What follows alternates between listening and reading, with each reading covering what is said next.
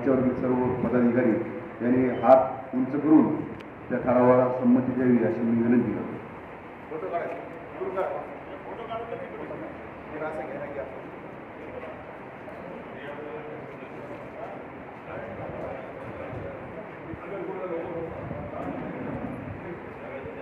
सर्व कंत्राटदार बंधूंचं आपण या ठिकाणी उपस्थित राहिल्याबद्दल ते पाहणे सर्वात आवश्यक आहे. आता राहिली गोष्ट दुसरी, इथं म्हणले की आमदार खासदार तुमच्या इथे जास्त त्रास आहे. उपस्थित मंचावर सर्व स्वागत करतो.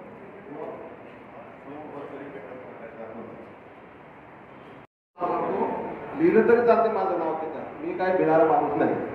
आमच्या इथे अमित झनक आमदार काँग्रेसचे आमदार आहेत. आज जवळपास त्यांच्या घरानं 40 वर्ष झाली सत्ता आहे. पहिले सुभाष झनक होते, आज अमित झनक त्यांचा मुलगा आहे. सुभाष झनक डेथ झाली त्यांची मागे, ते मंत्री झाले होते. मंत्री झाल्यानंतर त्यांची डेथ झाली आणि त्यांचे आज चिरंजीव आहेत अमित झनकजी. तर 10% पैसे मागतात. काटेगुरुजी माहित आहे, काटेगुरुजी या अशा बेआबरू सरकारचा तीव्र निषेध करतो आणि आपण सुद्धा तसा ठराव घ्यावा आणि तीव्र याची निंदनीयपर आपण निषेध करून त्यांचा ठराव घ्यावा आणि तो शासनाला पाठवावा. निधी नाही भेटला चालत, पण यांचा ठराव, निषेधाचा ठराव घ्या आणि म्हणजे आमच्या सगळ्या कंत्राटदाराच्या सगळ्यांची समाधानी होईल. एवढं जरी झालं तर आजचे येण्याचं फलित झालं असं मी मानेल. इतकंच बोललो, आपण ऐकून घेतलं. खूप धन्यवाद. जय हिंद, जय भारत. सगळा खेळ खंडोबा लावलेला आहे. आता विरोधकाकडे जायचं तरी कुठं, आपण विरोधातच कुणी राहिला नाही शिल्लक. पहिलं निदान विरोधकाला अर्ज दिला का तो विधानसभेत पाडला तर आपलं काहीतरी भलं तरी होत होतं. आज आता सगळ्यांचीच म्हणजे काँग्रेस, राष्ट्रवादी, सेना, बीजेपी 5 मिळून सरकार आहे. इकडे विरोधातच कुणी नाही आहे. बोलायचं कुणापाशी, आपलं घरानं मांडायचं कुणापाशी, अशी परिस्थिती झालेली आहे. आणि मिलिंदजींनी आज सभा लावली. मी सगळ्यांना विनंती केली आज व्हॉट्सअपवर त्या दिवशी की तुम्ही कोणत्याही संघटनेत काम करा, कुठंही काहीही करा, पण एक माणूस जर आपल्यासाठी लढतोय तर आपलंही कर्तव्य आहे त्याच्या मागे उभं राहायचं. अहो, संघटना चालवायसाठी तुम्ही तुमच्या वतीने काय जे मदत होती ते वर्षाला एक ठरवा की माझ्या जिल्हा संघटनेला मी इतके पैसे देणार, मिलिंदजीच्या संघटनेला इतके पैसे देणार, माझी लायकी. मी जर 50 कोटीचं काम करतो, मी 10,000 रुपये द्यायला मला नाही पडत, 1000 रुपये नाही पडतो. 1000 रुपयात माणूस भेटून आला मिलिंदजी सारखा. 1000 रुपये महिन्यानं मिलिंदजी सारखा माणूस भेटून आला. केवढं भाग्य तुमचं. पण द्या का 1000 मोजून त्याला इम्प्लिमेंट करा. नुसतं इथं ठरवलं आणि टाळ्या वाजून गेलो, जेवण करून जेवण ठेवलेलं आणि म्हणून मस्त झालं, मटन चिकन खाव झालं करून घरपे चलो, असं करू नका. म्हणजे आपण आलोय तर त्याचा काहीतरी सार्थक झालं पाहिजे. इतक्याला आपण पूर्ण महाराष्ट्रातून आपण प्रमुख मंडळी जमा झालो तिथे. आणि मिलिंदजी, खरंच एक विनंती आहे, आजच्या मीटिंग नंतर एक पत्र शासनाला जरूर लिहा की बा हे आमदार खासदारांचे तुम्ही ठरवून द्यावा. मराठवाड्यातला 10 मागतोय, विदर्भातला 3 मागतोय, त्याच्यावर विदर्भातल्या आमच्या आमदारांवर अन्याय नको व्हायला. खासदारांवर तुमच्या इकडे 15% दिल्या जातात. आमचा कमी करून घ्या ना, आमचा 3%वर घ्या. हो, तर नाही, आमच्या आमदारांवर अन्याय होतो त्यांच्यातर्फे बाजू मांडतो मी इथं. म्हणजे आपल्या विदर्भातले फडणवीस साहेब आहेत, त्यांनाही वाटेल आनंद होईल किंवा नाही यांनी चांगली बाजू मांडली. आज ठराव घेऊन शासनाला एक उपासात्मक पत्र लिहावं की तुम्ही आमदाराचे किती टक्के द्यायचे, खासदाराचे किती टक्के द्यायचे, नगरसेवकाचे किती द्यायचे, जिल्हा परिषद मेंबरचे किती द्यायचे, आणि ते सगळे आमच्या याच्यातच ऍड करून टाकावा. आम्ही बिलकुल आणून त्याच्या नावानं चेक, आमचा चेक निघायच्या पहिले आमची वर्कआउट झाली की त्याच्या नावात चेक काढून टाकायचं. माझी कटकटच नको, भानगडच नको झाली. रोज सकाळी उठतो मंत्रालयाच्या बाहेर एक खंडी ठेवून त्याच्यात पैसे टाकावं. सकाळी उठला कामाला जाऊन घंटी वाजवते. माझं त्याला काय समजते डांबर किती टाकायचं ते. सिमेंटच कमी टाकलं. अगं तुझ्या बापानं पाहिलं काय सिमेंट कधी? सिमेंट कधी कसा टाकल? 5 वर्षाची डिफेक्ट लायबिलिटी आहे आता. भानगडी सगळे आहे. गेला जुना जमाना, धोतरच्या कॉन्ट्रॅक्टर होते, काही करत होते. आता कुठं राहिलं तसं? ट्रॅफिक वाढलेली आहे, लोड वाढलेला आहे रस्त्यावरचा. याचा कुणीच विचार करत नाहीये. एखादा रस्ता इस्टिमेट करताना तरतूद घेत नाही. फक्त वरचे 2 लेअर करतो आपण आणि त्याची 3 वर्षाची डिफेक्ट लायबिलिटी मागत आहे. सोड्यानं मारला पाहिजे झाल्याचा इस्टिमेट करणार आहे. परिस्थिती अशी आहे, पण आपल्याला काम नाही. लिमिट करून दिलेली आहे बँकेला. भर झालेलं बिलो लिमिट संपुष्ट तर काही चिंता नाही. माणसं पाठवतो, माणसं अशी कंडिशन आहे, त्यातून आपण रस्ता काढू. पण जिल्हा संघटना मजबूत करणं आवश्यक आहे. मी तुम्हाला सांगतो, जिल्ह्यामध्ये 100-200 कमी जर आदेश दिला, आपल्या विदर्भाच्या संघटनेने आदेश दिला, तर जिल्हा एससी कार्यालयासह सीई कार्यालयासह 200 लोक पाहिजे, 200. त्याच्याशिवाय तुमचं ऐकत नाही, तुम्हाला तुमचा प्रभाव पडत नाही. 10 लोक इथे येणारा पदाधिकारी येतो ना, तो सुद्धा तिथे येताना एकही माणूस सोबत घेऊन स्वतःच्या गाडी येता येते. पण आपल्या तालुक्याचे कार्यकर्ते आणले पाहिजे व्हावं. त्यामुळे मी माझं स्पष्ट मत आहे, निगेटिव्ह अजिबात बोलत नाही, संघटनेत काम करतो. पण तुम्हाला स्ट्रेंथ दाखवल्याशिवाय तुमचा पर्याय नाही. अहो, आमदार खासदारी नंतर तुम्ही जर तेवढी ताकद असली ना, एक माणूस पाहिजे प्रेसवर बोलणारा, यांना मला त्रास दिला म्हणून सांगायची. शेवटी त्यांना लोकांसमोर जावं लागेल.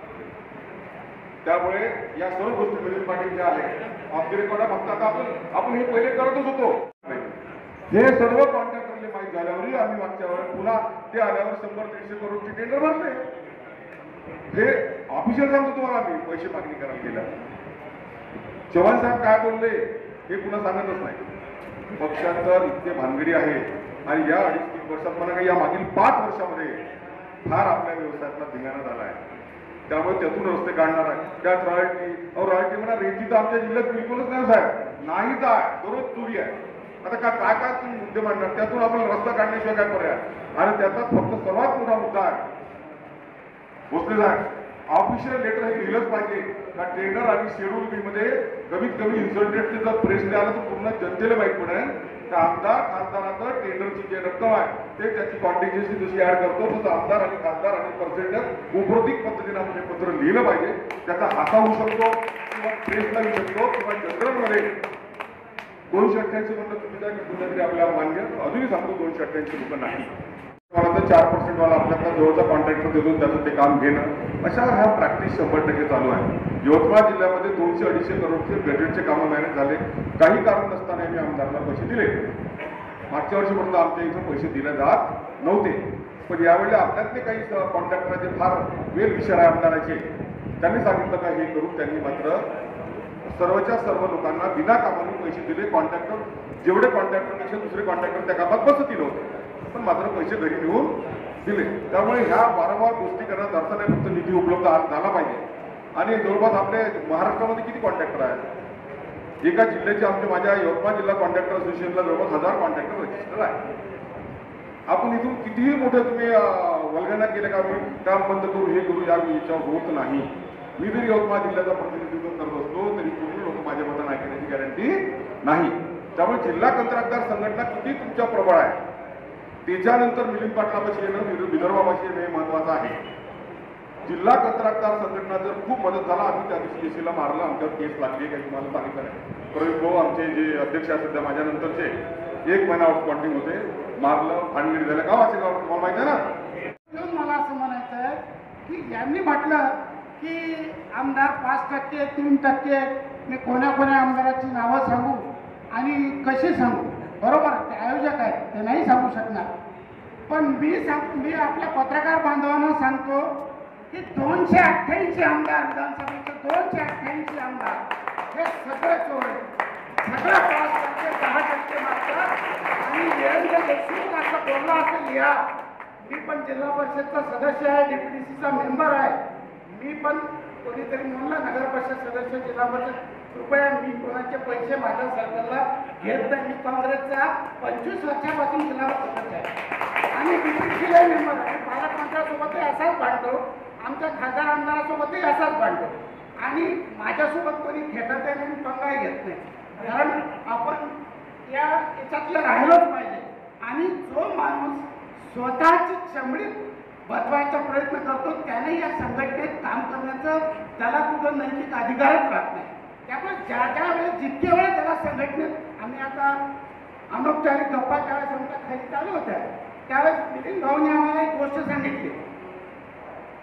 सेक्रेटरी मिलिंद भाऊला विचारतात, मित्रांनो आपण ही गोष्ट आवाजून ऐका. सेक्रेटरीने मिलिंद भाऊला विचारलं, त्यांनी आता अनौपचारिक गप्पात आम्हाला सांगितलं की मिलिंद भाऊ तुम्हाला व्यवस्था करा. दुसरी, राज्यातील सर्व विभागाकडील शासनाची कामे करताना सर्व मान्यताप्राप्त कंत्राटदार यांना जीवितहानी होऊ नये म्हणून संरक्षण कायदा तसेच काम करून न देणाऱ्या इतर बाबी ज्या असतील त्यांच्यावर खटला भरायची परमिशन देण्यात यावी. तिसरी, राज्यातील सर्व विभागाकडील विकासाची कामे प्रशासकीय स्तरावर मंजुरी देण्याबाबत करतानाच संबंधित कामाला निधीची व्यवस्था तातडीने केल्याशिवाय मंजुरीच करू. चौथी मागणी, राज्यातील छोटे कंत्राटदार, सुबे अभियंता, विकासक यांची प्रचंड संख्या पाहता नियमबाह्य पद्धतीने क्लबिंग करणे हे तातडीने बंद करावे या संदर्भात शासन. पाचवी, राज्यातील सर्व विभागातील सुशिक्षित बेरोजगार यांच्या हक्काचे 35% जे कामं आहेत हे सुबेला अनिवार्य होणे गरजेचं आहे. यासाठी या सुबेच्या सर्व मागण्या आहेत या सर्व मागण्या एका व्यासपीठावर तयार करून मुख्यमंत्री, उपमुख्यमंत्री आणि यांच्याकडे माझी सगळ्याला सांगण्याला आनंद वाटतो की ह्या सगळ्या मागण्या आपण हे सार्वमत आहे. आपण जास्त खोलात गेलं तर अजून प्रचंड मागण्या येतील, पण हे शासनाला जेव्हा आपण ह्या गोष्टी जेव्हा सांगणार आहे की या संदर्भात मुख्यमंत्री असू द्या, उपमुख्यमंत्री असू द्या किंवा इतर जे खात्याचे ग्रामविकास आहे, जलसंधारण आहे किंवा बांधकाम मंत्री आहेत, या सर्वांसमोर आपण हा डाटा ठेवत आहोत. जेणेकरून ह्या मागण्या जर मान्य झाल्या तर ह्या महाराष्ट्रातील कंत्राटदाराला एक प्रचंड मोठं व्यासपीठ मिळणार आहे. कारण ह्या सगळ्या मागण्या ह्या आपल्याशी निगडीतच आहेत. मी ज्या वाचलेल्या मागण्या तुम्हाला वाचलेल्या कळल्या असतील त्या मागण्या आपल्या पोटाशी निगडीत आहेत, आपल्या व्यवसायाशी निगडीत आहेत आणि ह्याचा पुरेपूर अभ्यास करूनच आपण केलेला आहे. आणि ह्या सगळ्या मागण्याच्या बाबत शासन स्तरावर जर बैठक घेतली नाही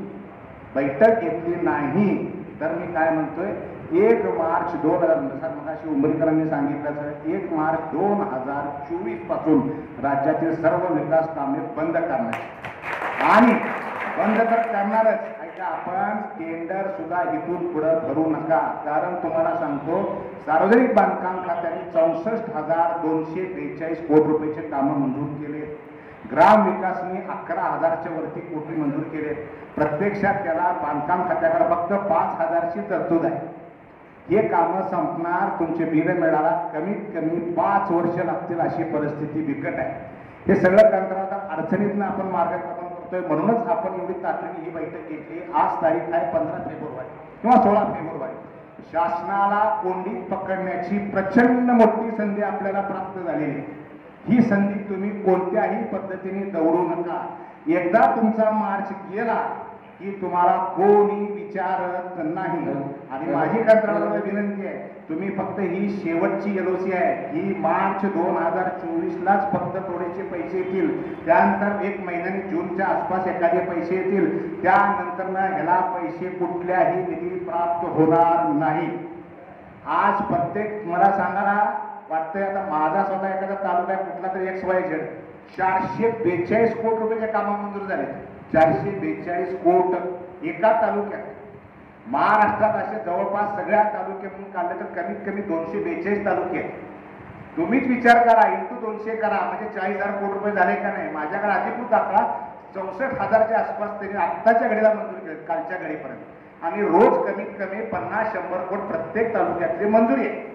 याला कुठेही अर्थबोध नाही, अर्थ खातं याला काय नाही किंवा कुठल्या याला सोयीसुद्धा नाही. ही जी सगळी लॉबी आहे ही ठराविक कालावधीनंतर प्रचंड मोठ्या आर्थिक संकटात जाणार आहे. हे मला दिसतंय, मला समजतंय, कारण मी रोज त्या ठिकाणी पाठपुरा करतोय.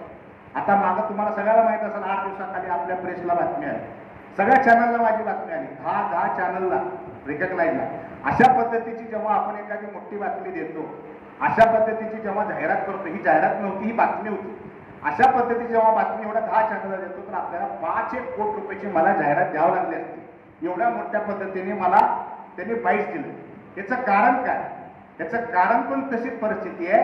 आज जे मराठा आरक्षणचं जे चालू आहे, जे मोडलिपी मोजणारे लोक आहेत, मोडलिपीचे काय जुन्या प्रकारचे आहेत की ज्यांची नोंदणी सापडते, त्यांचं जवळपास 3,500 कोटी रुपयाचं जे विश्वस्त माणसं ज्यांनी नोंदून शोधून काढले त्यांचं बिल पेंडिंग आहे, त्यांचं देणं बिल पेंडिंग आहे. तर तुम्ही तर विकासाचे कामं करणारे माणसं आहे, आपण विकासक आहे, आपण ताटमाने जगणं आपलं कर्तव्य आहे आणि ह्या कर्तव्य जगण्यासाठीच आपण हे करतोय. वेळ झाला की आज 11:30 वाजता आपण बैठक लावली. आज जवळपास 3 तास झाली आपली बैठक चालू आहे. अजूनही लोकांना भरपूर बोलायला संधी आहे, म्हणजे बोलायची इच्छा आहे, पण वेळ आल्याने आणि जे जेवणाचा कार्यक्रम केलाय त्याचा परत काहीतरी वेगळा होऊ नये आणि सगळ्यांना भूक लागलेली असल्यामुळे सुद्धा हा कार्यक्रम